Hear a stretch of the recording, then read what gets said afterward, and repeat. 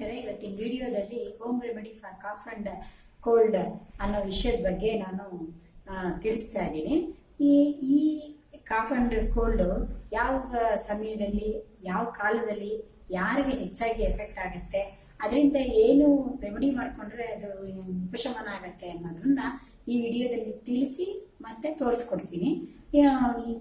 ಹಳೆ ಕಾಲದಲ್ಲಿ ಕಷಾಯಗಳ ಮುಖಾಂತರ ಈ ನೆಗಡಿ ಕೆಮ್ಮನ್ನೆಲ್ಲ ವಾಸಿ ಮಾಡ್ಕೊತಾ ಇದ್ರು.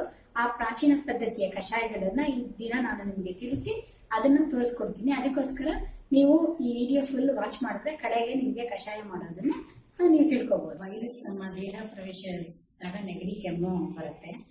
ಅಕ್ಕಪಕ್ಕದವ್ರಿಗೆ ಏನಾದ್ರು ಶೀತ ಬಾಧೆ ಉಂಟಾಗಿದ್ರು ಸಹ ಅದ್ರ ಸೋಂಕು ನಮಗೆ ತಗಲಿ ನೆಗಡಿ ಕೆಮ್ಮು ಬರೋ ಸಾಧ್ಯತೆ ಇರುತ್ತೆ. ತಲೆಭಾರ, ಗಂಟಲು ನೋವು ಇದೆಲ್ಲ ನೆಗಡಿ ಮತ್ತು ಕೆಮ್ಮು ತರುವ ಕಾರಣಗಳು. ನೆಗಡಿ ಮತ್ತು ಕೆಮ್ಮು ತರುವ ಕಾರಣಗಳಾಗಿರುತ್ತೆ. ತಲೆ ಕೂದಲು ಒದ್ದೆ ಇದ್ದಾಗ ಅದು ಮಣಿಸ್ಕೊಳ್ತಿದ್ರೆ ಅಥವಾ ಮಳೆಯಲ್ಲಿ ನೆಂದು ಬಂದಾಗ ಕೂಡ ಶೀತ ಮೈಯೊಳಗೆ ಸೇರಿಬಿಟ್ಟು ನೆಗಡಿ ಕೆಮ್ಮು ಬರೋ ಸಾಧ್ಯತೆ ಇರುತ್ತೆ. ಆ ಸಮಯದಲ್ಲಿ ಚಳಿಗಾಲದಲ್ಲಿ ತಂಪು ಪಾನೀಯ ಸೇವಿಸೋದು, ಫ್ರಿಜ್ನಲ್ಲಿರೋ ಐಟಮ್ಸ್ ತಿನ್ನೋದ್ರಿಂದ ಕೂಡ ದೇಹದ ಉಷ್ಣತೆ ಕಮ್ಮಿಯಾಗಿ ಶೀತ ಸೇರಿಕೊಂಡು ನೆಗಡಿ ಕೆಮ್ಮು ಬರೋ ಸಾಧ್ಯತೆ ಇರುತ್ತೆ. ವಾತಾವರಣದಲ್ಲಿ ಏರುಪೇರಾದಾಗ, ಋತುಮಾನ ಬದಲಾವಣೆ ಆದಾಗ, ಅಂದ್ರೆ ಮಾರ್ಗಶಿರ ಮಾಸ, ಹೇಮಂತ ಋತು ಎಲ್ಲ ಬಂದಾಗ ಚಳಿ ಜಾಸ್ತಿ ಇರುತ್ತೆ.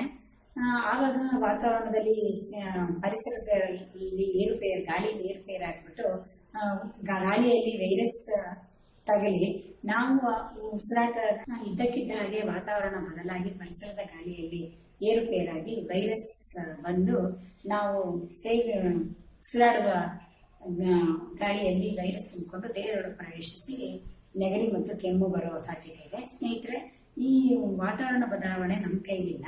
ಹೀಗಾಗಿ ಅದಕ್ಕೆ ಮುಂಜಾಗ್ರತೆ ಕ್ರಮ ನಾವು ಸಾಕಷ್ಟು ತೆಗೆದುಕೊಳ್ಳಬಹುದು. ಅದು ಈ ಸಮಯದಲ್ಲಿ ಕಿರಿಯರಿಗೆ, ಮಕ್ಕಳಿಗೆ ಮತ್ತು ವೃದ್ಧರಿಗೆ ಹೆಚ್ಚು ಇನ್ಫೆಕ್ಷನ್ ಆಗೋ ಸಾಧ್ಯತೆ ಇರೋದ್ರಿಂದ ಅವ್ರನ್ನ ಸ್ವಲ್ಪ ಹುಷಾರಾಗಿ ನೋಡ್ಕೋಬೇಕು. ಬೆಚ್ಚಗಿನ ಉಡುಗೆ ತೊಡುಗೆ ಉಟ್ಕೊಳ್ಳಕ್ಕೆ ಹೇಳ್ಬೇಕು. ಮತ್ತೆ ಕಿವಿನಲ್ಲಿ ಹತ್ತಿ ಇಟ್ಕೊಂಡಿದ್ರೆ ತುಂಬಾ ಒಳ್ಳೇದು. ಆ ಸಮಯದಲ್ಲಿ ವೃದ್ಧರಿಗೆ ಬೆಳಗಿನ ಜಾವ ಮತ್ತೆ ಸಾಯಂಕಾಲದ ವಾಕಿಂಗ್ ಅವಾಯ್ಡ್ ಮಾಡಿದ್ರೆ ಒಳ್ಳೇದು. ಮಕ್ಕಳಿಗೆ ತಣ್ಣನೆ ಗಾಳಿಯಲ್ಲಿ ಆಡಕ್ಕೆ ಹೋಗಕ್ಕೆ ಬಿಡಬೇಡಿ. ಮತ್ತೆ ತಂಪಾದ ಪಾನೀಯಗಳನ್ನಾದ್ರಾಗಲಿ, ಫ್ರಿಜ್ಜಲ್ಲಿರೋ ಐಟಮ್ ಮತ್ತೆ ಕೂಲ್ ಡ್ರಿಂಕ್ಸ್ ಕುಡಿಯೋದನ್ನ ಅವಾಯ್ಡ್ ಮಾಡಿಸಿ. ಉಗುರು ಬೆಚ್ಚಗಿನ ನೀರನ್ನು ಕುಡಿಯಕ್ಕೆ ಹೇಳಿ. ಕೈಗಳಿಂದ ಕೂಡ ಸಾಮಾನ್ಯವಾಗಿ ವೈರಸ್ ಹರಡೋ ಸಾಧ್ಯತೆ ಇದೆ. ಅದರಿಂದ ಕೈಗಳನ್ನ ಆದಷ್ಟು ಶುಚಿಯಾಗಿಟ್ಟುಕೊಳ್ಳಕ್ಕೆ ಹೇಳಿ. ಆಮೇಲೆ ಮುಂಜಾಗ್ರತೆ ಕ್ರಮವಾಗಿ ಪ್ರಾಣಾಯಾಮ ಆದಷ್ಟು ಮಾಡಕ್ಕೆ ಹೇಳಿ. ಚಳಿಗಾಲದಲ್ಲಿ ಹೆಚ್ಚಿನ ನೀರು ಕುಡಿಯಕ್ಕಾಗಲ್ಲ. ಅದರಿಂದ ಚರ್ಮ ಒಣಗಿದಂತಾಗ್ಬಿಟ್ಟು ಸ್ವಲ್ಪ ನವೆ, ಕೆರೆತ ಅಥವಾ ಒಡೆಯೋದು, ಚುಚ್ಚುಮ ಅನ್ನೋದು ಆ ಥರ ಎಲ್ಲ ಆಗುತ್ತೆ. ಆ ಸಮಯದಲ್ಲಿ ಆಲಿವ್ ಆಯಿಲು, ಕೊಬ್ಬರಿ ಎಣ್ಣೆ ಅಥವಾ ಎಳ್ಳೆಣ್ಣೆ ಯಾವುದಾದ್ರೂ ಸಹಿತ ಹಚ್ಕೊಂಡು ಮಸಾಜ್ ಮಾಡಬೇಕು. ನಿಮಗೆ ಅಕಸ್ಮಾತ್ ಯಾವುದು ಈ ಥರ ಎಣ್ಣೆಗಳು ಉಪಯೋಗಿಸ್ದೇನೆ ಇದ್ರೆ ಅದರಿಂದ ಅಲರ್ಜಿ ಆಗೋ ಥರ ಏನಾದ್ರು ವಾಸವಾದ್ರೆ ಫಸ್ಟ್ ಸ್ವಲ್ಪ ಹಚ್ಚಿ ನೋಡಿ. ಅಲರ್ಜಿ ಆದರೆ ಹಚ್ಚಕ್ಕೆ ಹೋಗ್ಬೇಡಿ. ಅಂಥ ಟೈಮ್ನಲ್ಲಿ ನೀವೇನಾದ್ರು ಡಾಕ್ಟರ್ ಸಜೆಷನ್ ತಗೊಳ್ಳಿ. ಇಲ್ಲ ಅಂದ್ರೆ ಇದನ್ನ ಹಚ್ಕೊಂಡು ಮಸಾಜ್ ಮಾಡಿದ್ರೆ ಚಳಿಗಾಲದ ನವೆ ಕೆರೆತಗಳೆಲ್ಲ ವಾಸಿ ಆಗುತ್ತೆ. ಫ್ರೆಂಡ್ಸ್, ಶೀತ ಹೆಚ್ಚಾದಾಗ ಆಸ್ತಮಾ ಅಥವಾ ವೀಸಿಂಗು, ಸ್ನೀಸಿಂಗು ಆ ಥರ ಎಲ್ಲ ಕಾಯಿಲೆಗಳು ಬರೋದು ಹೆಚ್ಚಾಗತ್ತೆ. ಆದರೆ ಅದಕ್ಕೆ ಭಯ ಪಡದೆ ಫ್ರೆಂಡ್ಸ್, ನೀವು ನಮ್ಮ ಹಿರಿಯರು ಹೇಳಿದ ಹಳೆ ಪ್ರಾಚೀನ ಪದ್ಧತಿಗಳನ್ನ ಅನುಸರಿಸಿದ್ರೆ ತುಂಬಾ ಆರಾಮಾಗಿರ್ಬೋದು. ಹಳೆ ಕಾಲದಲ್ಲಿ ನಮ್ಮ ಪ್ರಾಚೀನ ಪದ್ಧತಿಯಲ್ಲಿ ಕಷಾಯಗಳು ಮಾಡೋದಕ್ಕೆ ತುಂಬಾ ಒತ್ತು ಕೊಡ್ತಾ ಇದ್ರು. ಸೊ ಮನೆಯಲ್ಲಿರೋ ಸಾಮಾನುಗಳಿಂದನೇ ಕಷಾಯ ತಯಾರಿಸಿ ಅದರಿಂದ ಆರೋಗ್ಯ ಪಡ್ಕೊಂಡು ಆರಾಮವಾಗಿರ್ತಾ ಇದ್ರು. ಆ ಕಷಾಯಗಳನ್ನ ಹೇಗೆ ಮಾಡೋದು, ಅದನ್ನ ಯಾವ ರೀತಿ ತಗೋಬೇಕು ಅನ್ನೋದನ್ನೇ ನಾನು ಇವತ್ತು ನಿಮ್ಗೆ ತಿಳಿಸ್ಕೊಡ್ತೀನಿ. ಮೊದಲಿಗೆ ಸ್ನೇಹಿತರೆ, ತುಳಸಿ ಎಲೆ, ಓಂಕಾಳು, ಅರಿಶಿಣ ಪುಡಿ ಮತ್ತೆ ಒಣಶುಂಠಿ ಪುಡಿ ಇದಷ್ಟು ಸೇರಿಸಿ ಜೊತೆಗೆ ಜೇನುತುಪ್ಪ ಎಲ್ಲ ಸೇರಿಸಿ ಒಂದು ರೀತಿ ಕಷಾಯ ಮಾಡೋದು. ಇದನ್ನ ನಾನು ಮಾಡಿ ನಿಮಗೆ ತೋರಿಸ್ತೀನಿ. ಇದ್ರ ಜೊತೆಗೆ ಇದು ಮಸ್ಟ್. ಇದ್ರ ಜೊತೆ ಬಿಸಿನೀರಿಗೆ ಜೇನುತುಪ್ಪ ಮತ್ತೆ ನಿಂಬೆ ರಸ ಬೆರೆಸಿ ಕುಡಿಯಿರಿ.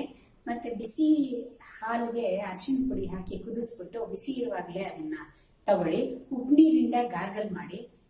ಮತ್ತೆ ಬಿಸಿನೀರಿಗೆ ಕಾಳು ಮೆಣಸಿನ ಪುಡಿ ಮತ್ತೆ ಬೆಲ್ಲ ಹಾಕಿ ಬಿಸಿ ಕುದಿದ ನೀರಿನಲ್ಲಿ ಅದನ್ನ ಸೇರಿಸ್ಕೊಂಡು ಕುಡೀರಿ. ಅದಕ್ಕೆ ಕಫ ಕಟ್ಟಿದ್ರೆ ಕಮ್ಮಿ ಆಗುತ್ತೆ. ಒಣಶುಂಠಿ, ಜೇನುತುಪ್ಪ, ತುಳಸಿ ಎಲೆ ಬೆರೆಸ್ಕೊಂಡು ಕೂಡ ಕುಡಿಬೋದು. ಮತ್ತೆ ತುಂಬಾ ಶೀತ ಆಗಿ ತುಂಬಾ ಮುಜುಗರ ಎಲ್ಲ ಆದ್ರೆ, ಹಸು ಮುಚ್ಚೋಗಿರುತ್ತೆ, ಆ ಟೈಮ್ನಲ್ಲಿ ಒಣಶುಂಠಿ ಶುಂಠಿಯನ್ನ ಚೆನ್ನಾಗಿ ತೊಳೆದ್ಬಿಟ್ಟು ಅದನ್ನ ಸ್ವಲ್ಪ ಬಿಸಿ ಮಾಡಿ ಅದಕ್ಕೆ ಉಪ್ಪು ಬೆರೆಸ್ಬಿಟ್ಟು ಸ್ವಲ್ಪ ಅಗಿತಾ ಇದ್ರೆ ನಿಮ್ಗೆ ಹಸು ತಿರುಗು ಆಗುತ್ತೆ. ಈ ಸಮಯದಲ್ಲಿ ಎಣ್ಣೆ, ಬೆಣ್ಣೆ, ತುಪ್ಪ ಅಥವಾ ಕರೆದಿದ್ದ ಪದಾರ್ಥಗಳನ್ನ ಹೆಚ್ಚು ಸೇವಿಸದೆ ಲೈಟ್ ಫುಡ್ ತಗೊಳ್ಳೋದು ತುಂಬಾ ಒಳ್ಳೇದು. ಈ ತರ ಎಲ್ಲ ನಮ್ಮ ಹಳೆ ಸಂಪ್ರದಾಯದ ಕಷಾಯಗಳನ್ನ, ಪ್ರಾಚೀನ ಪದ್ಧತಿ ಇರೋ ಕಷಾಯಗಳನ್ನ ಮಾಡ್ಕೊಂಡು ಕುಡಿಯೋದ್ರಿಂದ ತುಂಬಾ ದೇಹಕ್ಕೆ ಆರಾಮ ಆಗುತ್ತೆ. ಸ್ವಲ್ಪ ಪ್ರಾರಂಭ ಆದಾಗ್ಲೇನೆ ಇದನ್ನೆಲ್ಲ ಮಾಡ್ಕೊಂಡು ನಾನು ಹೇಳಿರೋ ಸಲಹೆಗಳನ್ನೆಲ್ಲ ಮಾಡ್ಕೊಂಡು ತಗೊಂಡ್ರೆ ನಿಮ್ಗೆ ಪ್ರಯೋಜನ ಆಗುತ್ತೆ. ಹಿಂದೆ ಹೋದ್ರೆ ಇದನ್ನೆಲ್ಲ ಅನುಸರಿಸಿದ್ರು ಕೂಡ ನಿಮ್ಗೆ ಉಪಶಮನ ಕಾಣದೇ ಇದ್ರೆ ಡಾಕ್ಟರ್ ಸಲಹೆ ಪಡೆಯಿರಿ. ಅಥವಾ ನಿಮ್ಗೆ ನೆಗಡಿ, ಜ್ವರ, ಸಾಂಕ್ರಾಮಿಕ ಜ್ವರ, ಕೆಮ್ಮು ಎಲ್ಲ ತುಂಬಾ ಜಾಸ್ತಿ ಇದ್ರೆ ಮೊದಲು ಡಾಕ್ಟರ್ನ ಸಲಹೆ ಪಡೋದೇ ಒಳ್ಳೇದು ಅನ್ಸುತ್ತೆ. ಯಾಕೆಂದ್ರೆ ನಾನು ಹೇಳಿರೋ ಪದ್ಧತಿ ಎಲ್ಲ ನಮ್ಮನೇಲಿ ನಮಗೆ, ನಮ್ಮ ಮಕ್ಕಳಿಗೆ ಎಲ್ಲ ಅನುಸರಿಸಿ ಅದು ಶೀತ ಮೊದಲು ಪ್ರಾರಂಭ ಆದಾಗ್ಲೇನೆ ಇದೆಲ್ಲ ಉಪಯೋಗಿಸೋದ್ರಿಂದ ಉಪಶಮನ ಆಗಿದೆ. ಹೀಗಾಗಿ ನಾನು ಇದನ್ನ ನಿಮ್ಗೆ ಹೇಳ್ತಾ ಇದ್ದೀನಿ. ಜಾಸ್ತಿ ಆದಾಗ ಇದನ್ನೆಲ್ಲ ಉಪಯೋಗಿಸಕ್ ಹೋಗ್ಬೇಡಿ, ಅದ್ರ ಬದಲು ಡಾಕ್ಟರ್ ಸಲಹೆ ಪಡೆಯೋದು ಒಳ್ಳೇದು. ಸ್ವಲ್ಪ ಶುರು ಆದಾಗ್ಲೇ ಪ್ರಾರಂಭ ಆಗ್ತಾ ಇದೆ ನಿಮ್ಗೆ ಗಂಟ್ಲು ಕೆರೆತ ಅಥವಾ ನೆಗಡಿ ಅಥವಾ ಏನಾದರೂ ಪ್ರಾರಂಭ ದಿಸೆಯಲ್ಲಿ ಅಂದಾಗ ನಾನು ಹೇಳಿದ್ದ ಈ ಉಪಶಮನಗಳನ್ನ ಮಾಡ್ಕೊಂಡು ನೋಡಿ ಫ್ರೆಂಡ್ಸ್. ಈಗ ಕಷಾಯ ಮಾಡೋ ವಿಧಾನ ತೋರಿಸ್ತಾ ಇದ್ದೀನಿ. ಒಂದ್ ಹಿಡಿ ತುಳಸಿನ ತೊಳೆದು ಇಟ್ಕೊಂಡಿದೀನಿ. ಇದು ಆಂಟಿ ಆಕ್ಸಿಡೆಂಟ್ ಮತ್ತೆ ಸ್ಟ್ರೆಸ್ ರಿಲೀವ್ ಆಗಕ್ಕೆ ಇದು ತುಂಬಾ ರಾಮಬಾಣ ಅಂತಾನೆ ಹೇಳ್ಬೋದು. ಆಮೇಲೆ ಇದು ಒಣಶುಂಠಿ ಓಂಕಾಳು ತಗೊಂಡಿದ್ದೀನಿ, 3 ಚಮಚ ಓಂಕಾಳು ತಗೊಂಡಿದ್ದೀನಿ. ಜೊತೆಗೆ ಶುಂಠಿ, ಇದು ಹಸಿ ಶುಂಠಿ ತಗೊಂಡಿದ್ದೀನಿ. ಒಣಗಿ ಶುಂಠಿ ಪುಡಿ ಕೂಡ ಬೆತ್ಕೋಬಹುದು. ಮನೆಯಲ್ಲಿ ಇತ್ತು ಒಣಶುಂಠಿ ತುರ್ಕೊಂಡ್ಬಿಟ್ಟು ಇದು ಒಂದು 2 ಸ್ಪೂನ್ ತಗೊಳ್ಬೇಕು. ಮತ್ತೆ ಅರಿಶಿನೂ ಕೂಡ 2 ಚಮಚ ತಗೊಂಡಿದ್ದೀನಿ. ಆಮೇಲೆ ಕಡೆಗೆ ಜೇನುತುಪ್ಪ ಕೂಡ 2 ಸ್ಪೂನ್ ಇಟ್ಕೊಂಡಿದ್ದೀನಿ. ಈಗ ಮಾಡೋ ವಿಧಾನ ಹೇಳ್ತೀನಿ. ಈಗ 3 ಲೋಟ ನೀರು ಅಳತೆ ಮಾಡ್ಬಿಟ್ಟು ಈ ತರ ಲೋಟದಲ್ಲಿ 3 ಲೋಟ ನೀರು ಹಾಕೊಳ್ಳಿ ಫ್ರೆಂಡ್ಸ್.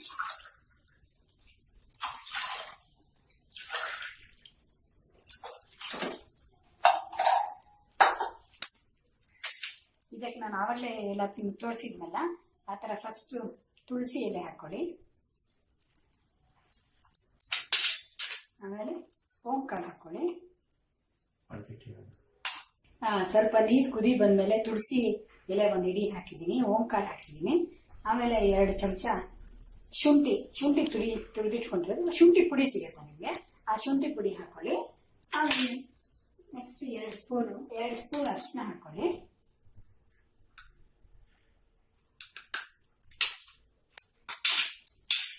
ಇದನ್ನ ಚೆನ್ನಾಗಿ ಕಲಕಿ.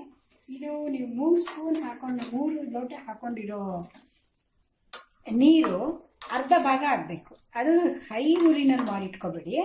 ಇದು ಎಲ್ಲ ಕಷಾಯಕ್ಕೆ ಎಲ್ಲ ಇದು ಸ್ಮೆಲ್ ಬಿಡಬೇಕು, ವಾಸನೆ ಬಿಡೋದ್ರಿಂದ ತುಂಬಾ ಕಮ್ಮಿ ಊರಿನಲ್ಲೇ ಇದನ್ನ ಇಟ್ಕೊಳ್ಳಿ. ಕಮ್ಮಿ ಊರಿನಲ್ಲಿ ಇಟ್ಕೊಂಡ್ರೆ ಅದು ಸ್ವಾದ ಚೆನ್ನಾಗಿ ಕುದ್ದು ಅದ್ರ ಸ್ವಾದ ಎಲ್ಲ ಹರಡುತ್ತೆ. ಹೀಗಾಗಿ 3 ಲೋಟ ನೀರನ್ನು ಅರ್ಧ ಮಾಡ್ತೀವಿ. 10 ನಿಮಿಷ ಕುದಿಸಿದ್ರೆ ಅಪ್ರಾಕ್ಸಿಮೇಟ್ ಆಗಿ ಅರ್ಧ ಲೋಟ ನೀರಾಗತ್ತೆ.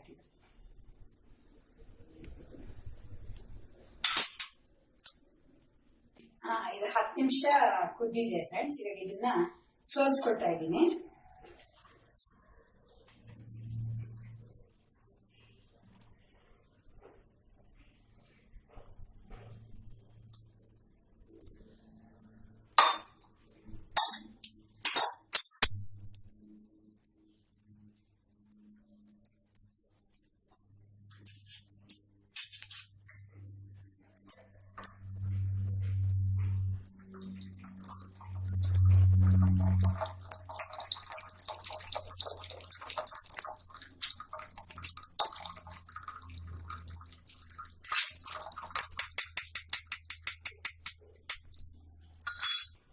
ಇದು ಸೋಲ್ಸ್ಕೊಂಡಿರೋದು ಕಷಾಯ ಸ್ವಲ್ಪ ಆದ್ಮೇಲೆ ಅಂದ್ರೆ ನಿಮಗೆ ಎಷ್ಟು ಹದ ಬಿಸಿ ಕುಡಿಯಕ್ಕಾಗತ್ತೋ ಅಷ್ಟು ಹದದಲ್ಲಿ ಈ ಲೋಟದಲ್ಲಿ ಅರ್ಧ ಲೋಟ ಹಾಕೊಂಡು ಜೇನುತುಪ್ಪ 2 ಚಮಚ ಬೆರೆಸ್ಕೊಂಡು ಕುಡಿಬೇಕು.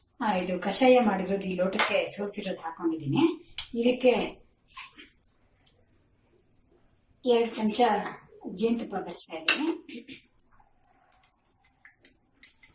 ಈ ಜೇನುತುಪ್ಪ ಬೆರೆಸ್ಬಿಟ್ಟು ಚೆನ್ನಾಗಿ ಕಲಕ್ಬಿಟ್ಟು ನೋಡಿ ಈ ಕಲರ್ ಬರುತ್ತೆ ಕಷಾಯ.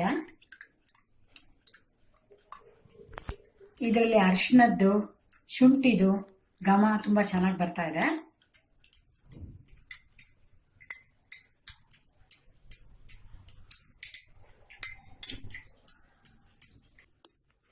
ಈ ಕಷಾಯನ ದಿನಕ್ಕೆ 3 ಸತಿ ಕುಡಿಬೇಕು. ಇದು ಮಸ್ಟ್. ಇದು ಬೇರೆ ನಾನು ಮೆಥಡ್ಗಳು ಹೇಳಿದ್ದೀನಿ, ಇದ್ರ ಜೊತೆಗೆ ಅದನ್ನ ತಗೋಬಹುದು, ಆದ್ರೆ ಇದನ್ನ ಮಾತ್ರ ತಗೊಳ್ಳೇಬೇಕಾಗತ್ತೆ. ಇದನ್ನ ಜೇನುತುಪ್ಪನ ಎಲ್ಲದಕ್ಕೂ ಬೆರೆಸ್ಬಿಡ್ಬೇಡಿ. ಒಂದ್ ಲೋಟದಲ್ಲಿ ನೀವು ಎಷ್ಟು ಹದ ಬಿಸಿ ಸ್ವಲ್ಪ ಇದ್ದಾಗ ತಗೊಳ್ತೀರಲ್ಲ, ಒಂದ್ ಅರ್ಧ ಲೋಟ, ಆ ಲೋಟಕ್ಕೆ ಮಾತ್ರ ಜೇನುತುಪ್ಪ ಬೆರೆಸ್ಕೊಂಡು ಬಿಸಿ ಇರ್ಬೇಕಾದ್ರೆ ನಿಮ್ಗೆ ಎಷ್ಟು ಹದ ಬಿಸಿ ಅನ್ಸುತ್ತೋ ಆ ಹದದಲ್ಲಿ ತಗೊಳ್ಳಿ. ನನ್ನ ಚಾನಲ್ಗೆ ನೀವು ಸಬ್ಸ್ಕ್ರೈಬ್ ಆಗದೆ ಇದ್ರೆ ಈಗಿನ ತಕ್ಷಣದಲ್ಲೇ ಈ ಕೆಳಗಡೆ ಲಿಂಕ್ಗೆ ತೋರಿಸೋದಕ್ಕೆ ಸಬ್ಸ್ಕ್ರೈಬ್ ಆಗಿ. ನಾನು ನನ್ನ ಜೀವನದಲ್ಲಿ ಆಗಿರೋ ಅನುಭವಗಳು ಮತ್ತೆ ಎಷ್ಟೋ ಕಲ್ತಿರೋ ವಿಷಯಗಳೆಲ್ಲ ನಿಮ್ಮೊಂದಿಗೆ ನಾನು ಶೇರ್ ಮಾಡ್ಕೊಳಕ್ ಇಷ್ಟಪಡ್ತೀನಿ. ಅದರಿಂದ ನೀವು ಅನುಕೂಲ ತಗೋಬಹುದು. ಮುಂದೆ ಬರೋ ವಿಡಿಯೋಗಳಲ್ಲಿ ಮಕ್ಕಳನ್ನ ಹೆಂಗ್ ಬೆಳೆಸ್ಬೇಕು ಅನ್ನೋದು, ಅಥವಾ ಆಹಾರ ಪದ್ಧತಿಗಳಾಗ್ಲಿ, ಅಥವಾ ವೃದ್ಧರನ್ನ ಹೆಂಗ್ ನೋಡ್ಕೋಬೇಕು ಅಂತ, ಅಥವಾ ಇನ್ನು ಹೊಸ ಬಗ್ಗೆ ಆಹಾರ ಕಲಿಯೋದಾಗ್ಲಿ, ಆ ತರ ವಿಷಯದಲ್ಲೆಲ್ಲ ನಾನು ಇನ್ನೂ ಒಂದು ವಿಡಿಯೋಗಳು ಮಾಡ್ಬೇಕು ಅಂತ ಇದ್ದೀನಿ. ಆದ್ರಿಂದ ನೀವು ಸಬ್ಸ್ಕ್ರೈಬ್ ಆಗಿ ಅದನ್ನ ವಿಷಯ ಎಲ್ಲ ನೀವು ತಿಳ್ಕೊಬಹುದು. ಸಬ್ಸ್ಕ್ರೈಬ್ ಜೊತೆಗೆ ನಾನು ಮೇಲೆ ಇವಾಗ ನಾನು ಹೇಳಿರೋ ಸೂಚನೆಗಳಲ್ಲಿ ನಿಮ್ಗೆ ಏನಾದ್ರು ಡೌಟ್ ಬಂದ್ರೆ ನೀವು ಕಮೆಂಟ್ ಬಾಕ್ಸ್ ನಲ್ಲಿ ಕೇಳಿ, ನಾನು ಪ್ರತ್ಯೇಕವಾಗಿ ನಿಮಗೆ ಉತ್ತರ ಕೊಡ್ತೀನಿ. ಲೈಕ್ ಮಾಡಿ ಮತ್ತೆ ಶೇರ್ ಮಾಡಿ.